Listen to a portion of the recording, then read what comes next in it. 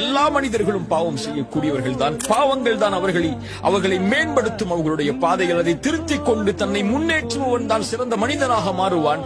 அவரை பார்த்து இறைவன் உன்னை மன்னிக்க மாட்டான் இந்த பாவத்திற்கு என்று சொன்னால், இறைத்தூதர் ஸல்லல்லாஹு அலைஹி வஸல்லம் சொன்னார்கள், 2 மனிதர்கள் உண்டு, அதில் ஒருவர் நல்லவராக இருந்தார், ஒருவர் பாவியாக இருந்தார். நல்லவர் பாவியை பார்த்து குறைத்துக்கொள் பாவத்தை என்று சொன்னார். அவர் ஒரு காலத்தில் கோபப்பட்டு சொன்னார், நீ என்னை பார்த்து எப்போது பார்த்தாலும் அறிவுரை செய்து கொண்டே இருக்கிறாய், என்னையும் என் பாவத்தையும் விடு, நீ என்ன இறைவனிடத்திலிருந்து அனுப்பப்பட்ட பாதுகாவலனா என்று சொன்னார். அந்த நல்லவர் கோபப்பட்டு, நான் உனக்கு அறிவுரை சொல்கிறேன், என்னை பார்த்தே நீ எதிர்த்து பேசுகிறாய், இறைவன் உன்னை மன்னிக்கவே மாட்டான் என்று சொல்லிவிடுகிறார். இந்த இருவரையும் மரணத்திற்கு பிறகு இறைவன் ஒன்று கூட்டுகிறான். நல்லவரை பார்த்து சொன்னான், நீ எப்படி என் உரிமையில் கை வைக்க முடியும்? நான் இவரை மன்னிக்க மாட்டேன் என்ற உறுதியை நீ எப்படி கொடுக்க முடியும்? நீ நரகத்திலே செல். அந்த பாவியை அழைத்து சொன்னான், நீ கவலை கொள்ளாதே, என் கருணையால் உன்னை மன்னிக்கிறேன், செல் என்றான்.